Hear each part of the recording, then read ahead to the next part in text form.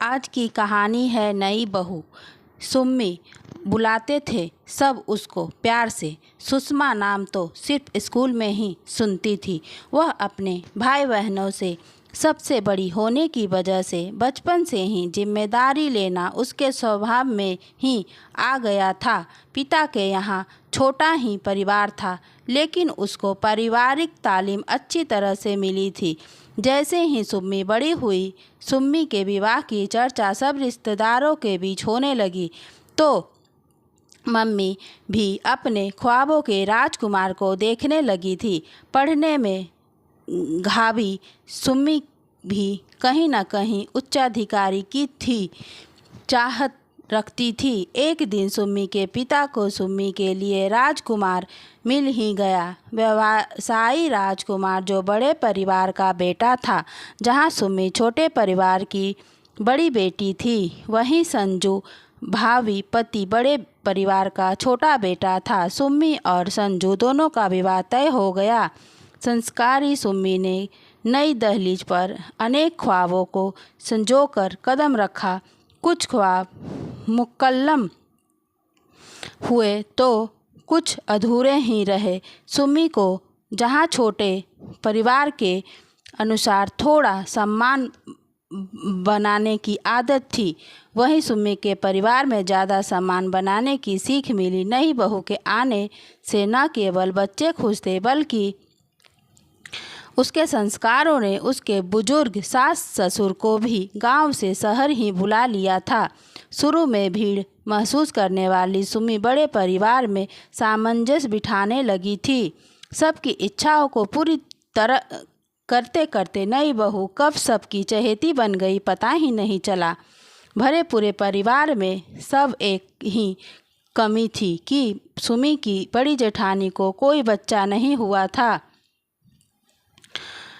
मातृत्व सुख से वंचित सुम्मी की जेठानी मीना अक्सर उदास हो जाया करती थी। सुम्मी के दूरदर्शी आंखों ने मीना का दर्द समझ लिया और अपनी पहली ही संतान को जेठानी को देने की बात अपने पति संजू से कही। संजू की स्वीकृति के बाद बात मीना तक पहुंची। मीना ने सुम्मी से कहा, मुझे बेहद खुशी है कि तुमने मेरी पीड़ा को समझा और इतना अच्छा हल बताया, लेकिन मेरी भी एक गुजारिश है कि मैं तुम्हारी पहली संतान गोद नहीं लूँगी। तुम्हें मातृत्व सुख से तृप्त करके ही मैं माँ बनूँगी।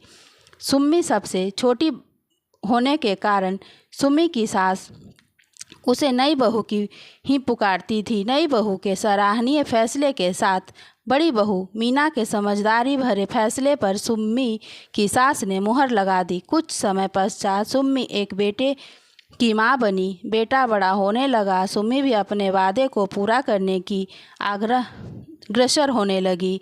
सुम्मी दोबारा माँ बनने वाली थी। उसने जेठानी से निश्चय करवाया कि ये बच्चा आपका ही होगा। मीनू जैसे सूखे दरख्त को पानी मिल गया हो, उसने मुख सहमति दे दी।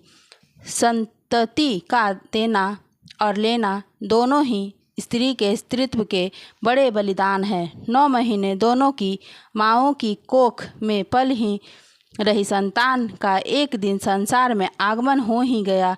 बिटिया रानी का आगमन यूँ तो परिवार के हर्ष को बढ़ा गया, लेकिन मीना के दिल में एक कसक पैदा कर गया। उसने सुम्मी से कहा, देखो सुम्मी, तुम्हारा परिवार पूरा हो गया है। मुझे लगता है गुड़िया को तुम्हें ही रखना चाहिए। बहन को भाई और भाई को बहन भी मिल जाएगी। सुम्मी ने भरी आंखों से कहा, दीदी आपने कैसी बात कर दी? आपके पास जाने से क्या ये बहन भाई नहीं रह पाएंगे? और रही बात मेरे परिवार पूरा होने की, वो तो आगे भी पूरा हो जाएगा, लेकिन 9 महीने आपकी ममता ने जो तपस्या की है उसका मूल्य कौन चुकाएगा? आप ही गुड़िया की एकमात्र माँ होंगी।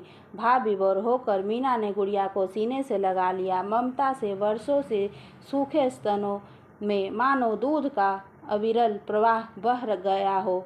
देवरानी जेठानी गले लगकर प्रेम के अथाह सागर में डूबने लगी। सुम्मी की सास की अनुभवी आँख दोनों बहुओं को आपसी स्नेह और नई बहू की नई पहल पर बलिहारी जा रही थी। धन्यवाद दोस्तों।